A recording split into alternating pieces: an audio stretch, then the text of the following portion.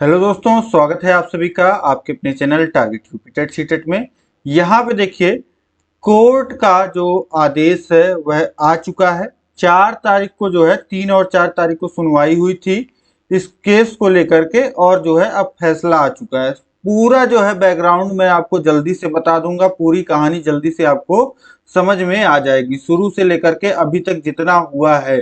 ठीक, तो सबसे पहले जो चीजें हैं यहाँ पे आप समझ लीजिए कि 16 जून को जो है सरकार के तरफ से एक आदेश आता है यहाँ पे, जिसमें जो है विद्यालयों की पेयरिंग की बात की जाती है, विद्यालयों के मर्जर की बात की जाती है। और किस नाम पे कि विद्यालयों में उपलब्ध संसाधनों का समन्वित उपयोग किया जाना है। और यहाँ पे आधार बनाया जाता है किसको, राष्ट्रीय शिक्षा नीति 2020 में जो आई थी उसके आधार पे यहाँ पे बताया जाता है कि विद्यालयों के साथ युग्मन, पेयरिंग ऑफ स्कूल्स जो है वो किया जाना है। इसी को आधार बनाते हुए सरकार यहाँ पे इसी के आधार पे बोला जाता है कि जहां बच्चों की संख्या जिस विद्यालय में, जिस प्राथमिक विद्यालय में 20 से कम है, उस विद्यालय को जो है वो नजदीकी विद्यालय से मर्ज कर दिया जाएगा, जिससे जो है कम से कम 50 की संख्या जो है वो विद्यालय में रहे। तो इसी के आधार पे ये भी बोला जाता है कि जहां भी 50 से कम संख्या है ऐसे विद्यालयों की लिस्ट जारी की जाती है और वहां पे मर्जर की बात की जाती है। अब इसी को जो है, इसी को चैलेंज करते हुए लोग जाते हैं हाई कोर्ट में। ठीक है, यहाँ पे आप देख पा रहे हैं याचिका जो है किसने दायर की, और इसकी सुनवाई होती है लगातार। कोर्ट इसकी सुनवाई करता है क्योंकि जज साहब खुद कहते हैं कि ये बच्चों से जुड़ा हुआ मामला है, तो इसकी जल्दी से जल्दी हम सुनवाई करके चीजें जो है क्लियर करेंगे। सुनवाई होती है 3 और 4 जुलाई को, और फिर ऑर्डर जो है रिजर्व कर लिया जाता है।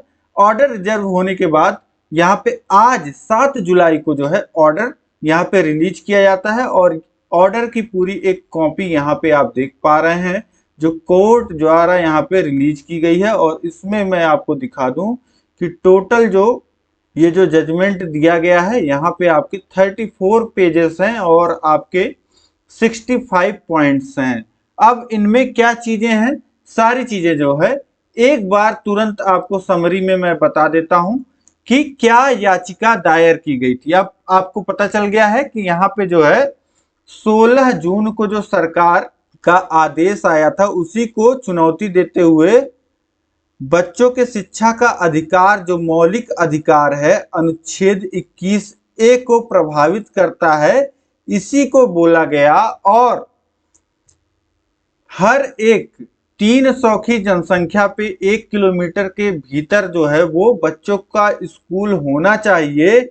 इसको भी जो है, इसको भी आधार बनाया गया, जिससे जो है याचिका दायर किया गया। अब उत्तर प्रदेश के खिलाफ स्कूलों के जोड़ने के आदेश को चुनौती देते हुए जो है वो हाई कोर्ट इलाहाबाद की जो बेंच है, लखनऊ खंडपीठ जो है, वहां पे याचिका दायर की गई और वहीं पे जो है सारी सुनवाई चलती है।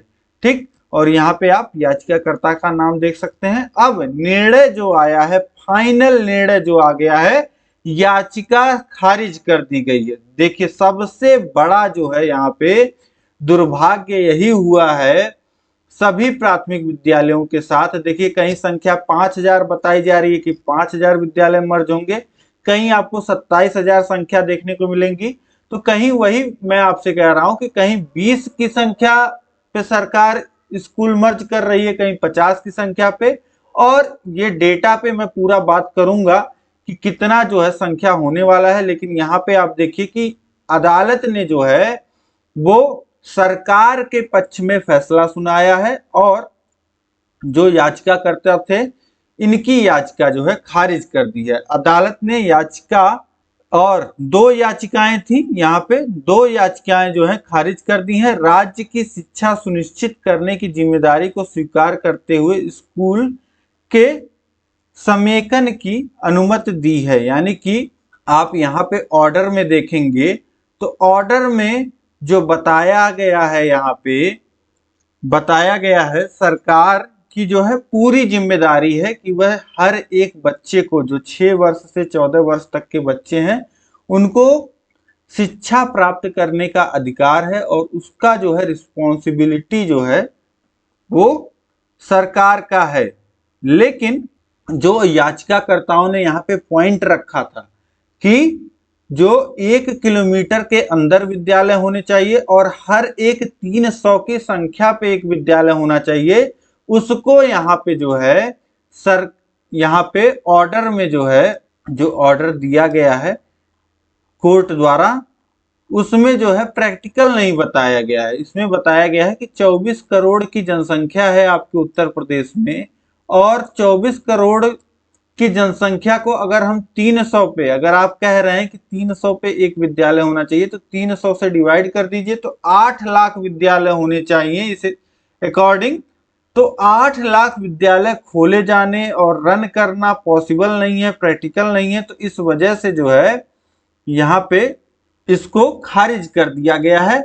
इसको जो है कोर्ट के द्वारा बताया गया है कि यह प्रैक्टिकल नहीं है, व्यवहारिक नहीं है। और दूसरा जो बात किया गया है आर्टिकल 21A की जो बात की गई है, उसमें जो है मौलिक अधिकार बच्चे को दिया गया है कि उसको जो है शिक्षा का अधिकार है। तो उसी के तहत जो है कोर्ट ने बोला है, तो बिल्कुल रिस्पॉन्सिबिलिटी है सरकार की, और सरकार जो है शिक्षा प्रोवाइड करेगी बच्चों को।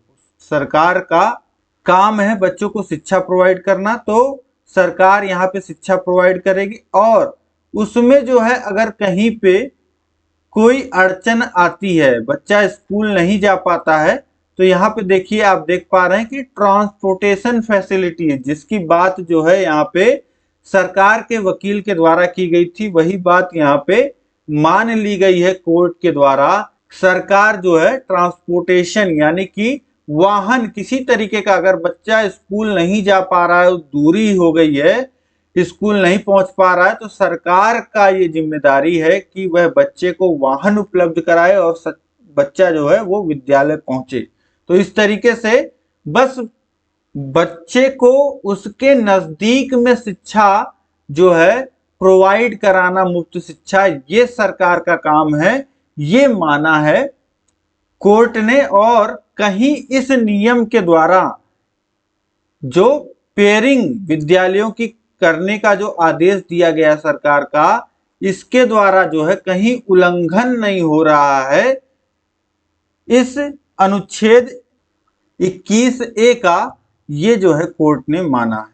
और तीसरा जो पॉइंट जो है जिसके आधार पे गवर्नमेंट ये फैसला लेकर के आई है, राष्ट्रीय शिक्षा नीति 2020, इसको जो है आधार बनाते हुए सरकार ने अपना पूरा पक्ष रखा है। और इसको जो है कोर्ट ने भी माना है कि ये जो निर्णय लिया गया है ये बच्चों के पक्ष में लिया गया है। ये जो पेयरिंग की बात की गई है, ये सारी चीजें मैं जो है कोर्ट के अनुसार आपको बता रहा हूं।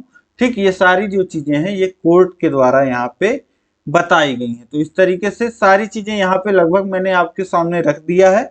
अब यहाँ पे डिटेल में जो है मैं एक बार आपसे स्मार्ट बोर्ड पे बात करूंगा, सारी चीजें आपके सामने रखूंगा पॉइंट बाय पॉइंट। लेकिन यहाँ पे सारी जो दलीलें थी, सारे जो यहाँ पे पॉइंट्स थे, वो खारिज कर दिए गए हैं कोर्ट के द्वारा। यहाँ पे आप देख पा रहे हैं कि present petitions lack merits and accordingly dismissed, यहाँ पे बोला गया है 63 पॉइंट में। आप देख पा रहे हैं कि जितना भी यहाँ पे जो भी याचिका दायर की गई है उसमें कोई आधार है ही नहीं, उसका कोई आधार है ही नहीं, इसीलिए याचिका खारिज की जाती है, ये बोला गया है कोर्ट के द्वारा। ठीक, और इसके बाद जो है यहाँ के लास्ट के पॉइंट्स में जो है बोला गया है स्टेट का ये जिम्मेदारी है कि वह बच्चे की जो है शिक्षा व्यवस्था की पूरा ध्यान दे और कोई बच्चा छूटे ना, इससे छूटे ना, ये ध्यान रखना है। और बेसिक शिक्षा अधिकारी जो जिले में आपके अधिकारी होते हैं उनकी भी यहाँ पे रिस्पॉन्सिबिलिटी तय की गई है कोर्ट के द्वारा। लेकिन जो नहीं तय किया गया है कोर्ट के द्वारा, जो मेरे अनुसार जो मेरा ओपिनियन है, मैं अब आपको यहाँ पे बता देता हूँ। कोर्ट को जो है, जैसे कोर्ट पहले पूछ रहा था कि आपने क्या कोई सर्वे कराया है इससे पहले, जब आप पेयरिंग कर रहे हैं तो इससे पहले कोई आपके पास सर्वे होना चाहिए, कोई रिपोर्ट होना चाहिए कि हाँ ये जो है आप जो निर्णय ले रहे हैं इसमें ये निर्णय जो है सही दिशा में आप ले रहे हैं। ये पॉइंट कोर्ट को जिम्मेदारी तय करनी थी सरकार की, ठीक है। कोर्ट का काम है सरकार की जिम्मेदारी तय करना, कहीं ना कहीं कोर्ट को ये जिम्मेदारी तय करनी थी सरकार की। और सरकार की जवाबदेही, अभी देखिए कई सारी चीजें जो हैं विद्यालय में होती हैं, जैसे मिड डे मील बच्चों को दिया जाता है, इसकी जो पूरी जिम्मेदारी आती है वो टीचर पे आती है, ठीक है। जितना भी राशन का जिम्मेदारी होता है और सारी चीजों के अरेंजमेंट की जिम्मेदारी, और कितने बच्चे आए, कितने बच्चों ने मिड डे मील का जो है लाभ लिया, ये सारा डेटा जो है वो टीचर को ही करना पड़ता है। और अब अगर देखिए, अगर आप विद्यालय की पेयरिंग कर रहे हैं तो आपको पहले कोर्ट को ये बोलना चाहिए था कि पहले आप एक रिपोर्ट तैयार कर लीजिए, कितने बच्चों को दिक्कत होगी विद्यालय पहुंचने में, और कैसे आप वहां पे वाहन की सुविधा देंगे, कैसे कौन सा वाहन होगा, कौन सा ड्राइवर होगा, कितने बजे जाएगा, किसकी जिम्मेदारी होगी कि किस तरीके से उसका खर्च वहन किया जाएगा, और सारी चीजों की देखभाल कौन करेगा, टीचर करेंगे या किसी और को आप अपॉइंट करेंगे, कैसे क्या होगा, ये सारी चीजें पहले तो जिम्मेदारी आपकी तय होनी थी। उसके बाद आपको कहीं, अब तो कोर्ट के द्वारा छूट दे दी गई है कि आप मर्ज करिए, कोई दिक्कत नहीं है, क्योंकि पूरे जो याचिका है वो आपकी खारिज कर दी गई है। तो इसका मतलब ये है कि आपका जो है अब विद्यालय जो है सरकार मर्ज कर सकती है, ठीक, अपने अनुसार जो वो लिस्ट बना रही है, जहां पे 20 बच्चों से कम है या 50 बच्चों से कम है, ये अब सरकार पे निर्भर करेगा। और ये छूट देने से पहले जो है वो कहीं ना कहीं कोर्ट को सरकार की जवाबदेही तय करना था कि आप सारी चीजें पहले क्लियर कर लीजिए, उसके बाद जो है आगे का प्रोसेस करिए। लेकिन यहाँ पे कोई विशेष जवाबदेही सरकार की तय नहीं की गई है, सरकार को छूट दिया गया है। और अब देखना है, यहाँ पे देखिए ये तो सिंगल बेंच का फैसला है, अब इसके बाद जो है आपका डबल बेंच जाते हैं लोग या नहीं जाते हैं, बिल्कुल जाएंगे, और सुप्रीम कोर्ट भी जाएंगे, और विद्यालय को लोग जो है बचा के रखेंगे। क्योंकि देखिए बच्चे का पहला हक है कि वो अपने गांव में ही शिक्षा प्राप्त करे, चाहे 10 बच्चे हों, 15 बच्चे हों, आपको टीचर प्रोवाइड करने थे, टीचर बढ़ाने थे, क्लासेस बढ़ानी थी, और जो है बहुत सारी चीजें पॉजिटिव दिशा में कार्य हो सकता था जो नहीं हुआ है। चलिए खैर, इसको यहीं पे रखते हैं, और जो है और चीजों के साथ मैं आपके सामने प्रेजेंट होऊंगा। मुझे अभी आपके साथ डिस्कस करना है जो आदेश आया थे 16 जून का, इसमें बहुत सारी चीजें लिखी गई हैं। यहाँ पे 2 विद्यालयों की बात की गई है, मुख्यमंत्री अभ्युदय कंपोजिट विद्यालय और मुख्यमंत्री मॉडल कंपोजिट विद्यालय। अब ये पूरा जो है आपको यहाँ पे मैं शेयर कर दूंगा, टेलीग्राम चैनल पे आप जुड़ जाइए, target UP TET CTET channel के नाम से ही है। यहाँ पे बहुत सारी चीजें, पॉइंट्स जो हैं, जो पूरी चीजें हैं वो हम यहाँ पे डिस्कस करेंगे, ठीक है। तो उम्मीद है कि इसको आप अधिक से अधिक शेयर कर दीजिए अपने सभी दोस्तों में, जिससे सभी लोग तक जानकारी पहुंच जाए कि चल क्या रहा है, क्या आदेश आया है कोर्ट से, इसके आगे क्या होने वाला है, और जो चीजें हैं वो पॉइंट्स में मैं आपसे सारी चीजें डिस्कस करता रहूंगा। तो इसी तरीके से आप सभी लोग इस वीडियो को लाइक कर दीजिए और चैनल को सब्सक्राइब कर लीजिए। मिलते हैं नेक्स्ट वीडियो में, और सारी चीजों को और बेहतर ढंग से मैं आपके सामने रखूंगा। तो मिलते हैं नेक्स्ट क्लास में, नेक्स्ट वीडियो में। जय हिंद, जय भारत।